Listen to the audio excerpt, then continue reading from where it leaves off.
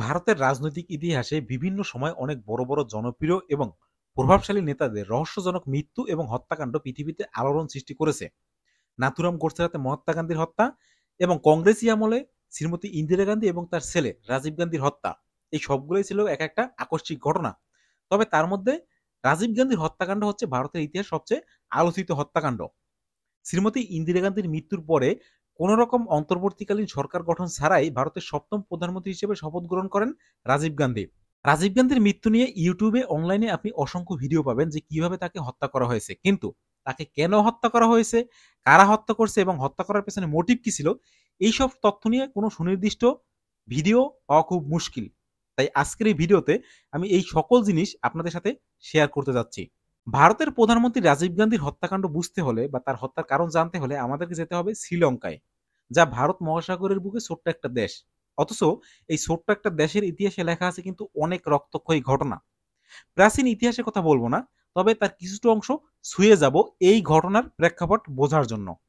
আজ থেকে প্রায় 2000 বছর আগে সম্রাট অশোকের পুত্র অরহন্ত মহেন্দ্র সিংহলি দ্বীপে যায় বৌদ্ধ ধর্ম প্রচার করার জন্য, এবং তারপর থেকে শ্রীলঙ্কায় বৌদ্ধ ধর্মের প্রচারণা বাড়তে থাকে এবং বিংশ শতাব্দী আসতে আসতে শ্রীলঙ্কায় বৌদ্ধ ধর্মাবলম্বীদের সংখ্যা গিয়ে দাঁড়ায় 70%। শ্রীলঙ্কায় মূলত দুটি গোষ্ঠী ছিল, একটা হচ্ছে তামিল আর একটা হচ্ছে সিংহলি। এই যে তামিল যারা ছিল তাদের বসবাস ছিল শ্রীলঙ্কার উত্তর পূর্ব অঞ্চলে এবং তাদের ধর্ম ছিল হিন্দু, মুখের ভাষা ছিল তামিল এবং তাদের সংখ্যায় ছিল শ্রীলঙ্কার জনসংখ্যার মাত্র 15%। আর অন্যদিকে সিংহলি যারা ছিল তারা ছিল শ্রীলঙ্কার সংখ্যাগরিষ্ঠ, তাদের ধর্ম ছিল বৌদ্ধ, মুখের ভাষা ছিল সিংহলি, যেটা সংস্কৃত থেকে এসেছে। ব্রিটিশরা যখন ভারতবর্ষ সহ পুরো পূর্ব এশিয়ায় শাসন করতে আসে তখন তারা স্বভাবতই শ্রীলঙ্কাতেও শাসন শুরু করে, এবং তখন শ্রীলঙ্কার সেই সংখ্যালঘু তামিলরা তারা ছিল শিক্ষিত, মার্জিত এবং ভদ্র, যার কারণে ব্রিটিশরা তাদেরকে খুব পছন্দ করত এবং ব্রিটিশ সরকারের বড় বড় দপ্তরে এই শ্রীলঙ্কান তামিলরা চাকরি পেত, যেটা সিংহলি যারা ছিল সংখ্যাগরিষ্ঠ সিংহলি গোষ্ঠীর মোটেই পছন্দের ছিল না। এরপরে যখন আস্তে আস্তে ব্রিটিশরা এই ভারত ছেড়ে চলে যায়, এই এরিয়া থেকে চলে যায়, তারপরেই এই সিংহলি জনগোষ্ঠী যারা সংখ্যাগরিষ্ঠ তারা এই তামিল সংখ্যালঘুদের উপর অত্যাচার শুরু করে এবং বিভিন্নভাবে অত্যাচার করা শুরু করে সব দিক থেকে। তার মধ্যে প্রধান কয়েকটা হচ্ছে যেমন ভাষা। শ্রীলঙ্কায় একটা সরকারি ভাষা তারা আইন জারি করে যে শ্রীলঙ্কায় একটা সরকারি ভাষা থাকবে, সেটা হচ্ছে সিংহলি। অন্য কোনো ভাষায় কেউ কথা বলতে পারবে না বা লেখাপড়া করতে পারবে না, যার ফলে তামিল যারা ছিল তাদের যে সন্তান ছিল তাদের লেখাপড়া বন্ধ হয়ে যায় এবং তাদের যে মুখের ভাষা সেটা তারা কোথাও বলতে পারে না পাবলিকলি। তামিল যেসব মানুষ যারা সরকারের বিভিন্ন পদে কর্মরত ছিল, সরকারি কর্মকর্তা ছিল, তাদেরকে জোর জবরদস্তি মানে বাধ্য করা হয় তাদের চাকরি থেকে ইস্তফা দেওয়ার জন্য। এবং এই ধরনের বিভিন্ন অত্যাচার তারা করে এবং আস্তে আস্তে দুই দলের মধ্যে ছোট ছোট দাঙ্গা শুরু হয় এবং এই দাঙ্গা এবং আন্দোলন, শান্তিপূর্ণ আন্দোলন একদিকে, ছোট ছোট দাঙ্গা একদিকে, এভাবে চলতে থাকে প্রায় 20 বছর। এরপরে যখন এই শান্তিপূর্ণ আন্দোলন করার 20 বছর পার হয়ে যায় তখন তামিলরা দেখতে পারে যে আসলে এই শান্তিপূর্ণ আন্দোলনের কোনো ফলাফল নেই। তখন এই তামিলদের মধ্যে ছোট্ট একটা অংশ, সব তামিল না, ছোট্ট একটা অংশ, তারা চিন্তা করে যে শ্রীলঙ্কার সরকারের বিরুদ্ধে সশস্ত্র অ্যাকশনে যাওয়ার, যার ফলশ্রুতিতে তারা একটা সংগঠন তৈরি করে যার নাম হচ্ছে এলটিটিই, যার ফুল মিনিং হচ্ছে লিবারেশন টাইগার্স অফ তামিল এলএম। এবং এই দলের প্রধান উদ্দেশ্য ছিল প্রথমে বিশ্বের সকল জায়গায়, যেসব জায়গায় এই তামিলরা ছড়িয়ে ছিটিয়ে আছে তাদেরকে একসঙ্গে করা, এবং এরপরে বিভিন্ন দেশ থেকে, বিশ্বের বিভিন্ন দেশ থেকে এই এলটি এর খাতে ফান্ডিং আসা শুরু হয়, যেটা হচ্ছে অস্ত্রের জন্য বেসিক্যালি, এবং যে অস্ত্র দিয়ে তারা শ্রীলঙ্কার সরকারের বিরুদ্ধে লড়াই করবে। এবং এই এলটিটি এর যে মূল হোতা বা মেইন যে ছিল তার নাম হচ্ছে ভেলুপিল্লাই প্রভাকরণ। এবং সেই সময়টায় ভারতের প্রধানমন্ত্রী ছিলেন শ্রীমতী ইন্দিরা গান্ধী। তিনি যে কারণেই হোক এই এলটিটিই কে সাহায্য করেছিলেন, হতে পারে সেটা ভূ রাজনৈতিক কারণে অথবা তামিলরা যারা সংখ্যালঘু ছিল তাদের উপর যে সিংহলীরা অত্যাচার করত সেই সিম্পেথির দিক থেকে তিনি এই এলটিটিই কে সহযোগিতা করেছিলেন, এবং যার সহযোগিতার ফলে এই তামিল যারা এলটিটিই এর সদস্য এরা আরো উগ্র হতে শুরু করে এবং শ্রীলঙ্কান সরকারের উপর হামলা শুরু করে। শ্রীলঙ্কান সরকারের বড় বড় কর্মকর্তা, এমপি, মন্ত্রী তাদেরকে মেরে ফেলে এবং সাধারণ যে সিংহলী মানুষ আছে যারা তাদেরকেও মারা শুরু করে। শ্রীলঙ্কা এবং এই এলটিটি এর যুদ্ধ, গৃহযুদ্ধ হোক আর গুপ্ত হত্যা হোক, এটা চলতে থাকে প্রায় 3 বছর পর্যন্ত। 1983 সাল থেকে 1987 সাল পর্যন্ত এই গুপ্ত হত্যা চলতে থাকে এবং এই সময়টাতেও মানে ১৯৮৭ সালেও তাদেরকে ভারতের বিভিন্ন সংগঠন অস্ত্র এবং প্রশিক্ষণ দিয়ে সহায়তা করত। ওই সময় কিন্তু ইন্দিরা গান্ধী বেঁচে ছিল না। তার কয়েক বছর আগেই তাকে মেরে ফেলা হয়েছে। কিন্তু তারপরেও ভারতের বিভিন্ন সংগঠন, ইন্দিরা গান্ধী সংগঠন এই এলটিটিইকে অস্ত্র এবং প্রশিক্ষণ দিয়ে সহায়তা করত। এবং ভারতের তামিল আর শ্রীলঙ্কান তামিলদের মধ্যে যেহেতু একটা সাংস্কৃতিক বন্ধন ছিল, সেটাকে পুরোপুরি কাজে লাগাতো এই এলটিটিই। এই এলটিটিই শ্রীলঙ্কায় কোনো বড় ধরনের দুর্ঘটনা ঘটিয়ে তাদের একটা আদর্শ গা ঢাকা দেওয়ার জায়গা ছিল হচ্ছে তামিলনাড়ু। কিন্তু ১৯৮৭ সালে শ্রীলঙ্কান সরকার ভারত সরকারের কাছে আবেদন করে যে তারা যেন এই এলটিটিকে সমর্থন না করে। এবং তখন ভারতের সরকারে ছিল মানে প্রধানমন্ত্রী ছিল হচ্ছে রাজীব গান্ধী। তিনি শ্রীলঙ্কান সরকারের এই যে আবেদন সেটাকে সমর্থন করেন এবং একটা চুক্তি স্বাক্ষরিত হয় শ্রীলঙ্কা সরকার এবং ভারত সরকারের মধ্যে। যে চুক্তিতে ভারত সরকারও কিছু প্রস্তাব শ্রীলঙ্কার সরকারের সামনে রাখে, যেমন হচ্ছে ভাষা।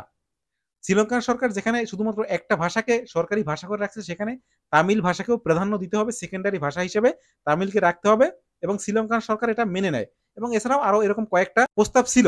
তার মধ্যে হচ্ছে শ্রীলঙ্কার সবগুলো রাজ্যের যে ক্ষমতা সেগুলোকে বিকেন্দ্রীকরণ করে দিতে হবে এবং ভারত সরকার শ্রীলঙ্কায় শান্তি বাহিনী পাঠাবে যারা শ্রীলঙ্কান সরকার এবং এই এলটিটি এর মধ্যে শান্তিপূর্ণভাবে একটা সেতু বন্ধন তৈরি করবে কোন রকম হানাহানি ছাড়া। ১৯৮৭ সালে যখন এই চুক্তি স্বাক্ষরিত হয়, তারপর থেকে শ্রীলঙ্কান যে তামিল আছে তারা এই ভারত সরকারের উপর ক্ষিপ্ত হওয়া শুরু করে। তাদের এই জিনিসটা মোটেই পছন্দ হয় না। তারা বলতেছে যে এটা হচ্ছে আমাদের আর আমাদের সরকার, শ্রীলঙ্কান সরকারের মধ্যকার একটা ঘটনা। এখানে ভারত সরকার কি করতে আসছে? অথচ ভারত সরকারের যদি সহযোগিতা না থাকতো তারা কিন্তু এই এলটিটি এই পর্যন্ত আসতে পারতো না। সেটা তারা তখন ভুলে গেছে। তো যাই হোক, যখন এই চুক্তি স্বাক্ষরিত হয় তারপর ভারত সরকার শ্রীলঙ্কাতে সেনাবাহিনী পাঠায়, যে অপারেশনের নাম ছিল হচ্ছে অপারেশন পবন। যখন এই অপারেশন পবন চালু করা হয় তখন এলটিটি এর সদস্যরা তারা শান্তির দিকে যাওয়ার পথ ভঙ্গ করে উল্টা ভারতীয় সৈন্যদের উপরই আক্রমণ শুরু করে এবং ভারতীয় সৈন্যরাও তার পরিবর্তে এলটিটির উপর আক্রমণ করে এবং যার ফলশ্রুতিতে এলটিটি এর যে মেইন আস্তানা জাফনা সেখান থেকে পালিয়ে যেতে বাধ্য হয় এলটিটি। এই ঘটনার ফলে এলটিটি এর যে সদস্য এবং তাদের যে প্রধান সেই ভেলুপিল্লাই প্রভাকরণ, তাদের ভেতরে ভারতের সরকার রাজীব গান্ধীর উপর একটা ক্ষোভ জন্ম নেয়। ১৯৮৭ সাল থেকে ১৯৯০ সাল পর্যন্ত এই অপারেশন পবন চলে এবং ততদিনে এই যে এলটিটি এর সদস্যরা তারা গা ঢাকা দিতে বাধ্য হয়। এরপরে এই সময়টাতে এদিকে আবার ভারতে রাজনৈতিক মহলে বিভিন্ন ডামাডোল শুরু হয়। ১৯৭৯ সালে রাজীব গান্ধী সরকার ভেঙে যায়। তখন ভারতে কথা ওঠে যে রাজীব গান্ধী শ্রীলঙ্কায় সেনা পাঠাইছে, আমাদের নিজেদের টাকা খরচ করে কেন আমরা বিদেশিদের উপকার করতে যাব? ওদিকে আবার শ্রীলঙ্কার মানুষও ততদিনে কথা বলা শুরু করে যে আমাদের শ্রীলঙ্কার মাটিতে ভারতীয় সেনাবাহিনী কি করতেছে? এবং এইসব অভ্যন্তরীণ কারণে ভারত সরকার শ্রীলঙ্কা থেকে তাদের সেনা সরিয়ে আনে। সেনা সরিয়ে আনার পরেই শ্রীলঙ্কায় আবার এলটিটি মাথাচাড়া দিয়ে ওঠে। এবং এরপরে ১৯৯১ সালে যখন ভারতের লোকসভা নির্বাচন হওয়ার কথা, সেই নির্বাচনে রাজীব গান্ধীর জনপ্রিয়তা এতটাই তুঙ্গে ওঠে যে 99.99% মানুষ শিওর যে রাজীব গান্ধী এবার প্রধানমন্ত্রী হবেন। তার জনপ্রিয়তা এতটাই তুঙ্গে এবং এই জিনিসটা এই যে ভেলুপিল্লাই প্রভাকরণ তার নজরে আসে। সে বুঝতে পারে যদি রাজীব গান্ধী দ্বিতীয়বারের মতো প্রধানমন্ত্রী হন তাহলে তিনি আবার শ্রীলঙ্কাতে সেনাবাহিনী পাঠাবেন এবং দ্বিতীয়বার যদি সেনাবাহিনী পাঠায় তাহলে এলটিটি এর কোনো চিহ্ন থাকবে না। যার কারণে একমাত্র উপায় হচ্ছে রাজীব গান্ধীকে সরিয়ে দেয়া। সে শিওর ছিল না যে রাজীব গান্ধী প্রধানমন্ত্রী হবেন কি হবেন না, তবে এটা জানতো যদি রাজীব গান্ধী একবার প্রধানমন্ত্রী হয়ে যায় তাহলে সে সেনাবাহিনী পাঠাবে, এটাও যেমন কনফার্ম তেমনি এলটিটি কখনোই রাজীব গান্ধীর ধারে কাছে ঘেঁষতে পারবে না, কারণ প্রধানমন্ত্রীর সিকিউরিটি ভেদ করা অনেক কঠিন। তো এই কারণে তারা রাজীব গান্ধীর হত্যার প্ল্যান করে একটা র্যালিতে। ১৯৯১ সালের ২১শে মার্চ রাজীব গান্ধী যখন মাদ্রাজের একটা শহরে নির্বাচনী প্রচারণায় যায় তখন এই এলটিটি এর একজন আত্মঘাতী বোমারু যার নাম হচ্ছে ধানু, সেই মহিলা তার কোমরে আরডিএক্স বেঁধে রাজীব গান্ধীর সামনে যায়, তাকে মালা পরায় এবং তার পা ছুঁয়ে প্রণাম করার নাটক করে এবং যখন সে পাস হওয়ার জন্য নিচু হয় তখন তার সেই কোমরে বাঁধা যে আরডিএক্স এর বেল্ট সেটা খুলে দেয় আর সাথে সাথে বিস্ফোরণ হয়। আর সেই বিস্ফোরণে ভানু এবং প্রধানমন্ত্রী রাজীব গান্ধী সহ টোটাল ১৪ জন মানুষ মারা যায়। তো এই ছিল রাজীব গান্ধী হত্যাকাণ্ডের মূল উদ্দেশ্য। আশা করি বুঝতে পারছেন রাজীব গান্ধীকে কেন হত্যা করা হয়েছিল।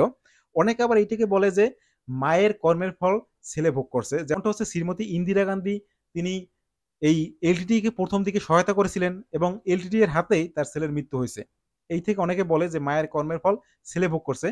তো যাই হোক, রাজীব গান্ধীকে কেন মরতে হয়েছিল আপনাদের কাছে সেটা ক্লিয়ার। ভিডিও যদি ইনফরমেটিভ লাগে তাহলে অবশ্যই ভিডিওটিকে শেয়ার করবেন লাইক করবেন আর চ্যানেলটিকে সাবস্ক্রাইব করবেন। দেখা হবে নেক্সট কোনো ভিডিওতে। সে পর্যন্ত সবাই ভালো থাকবেন।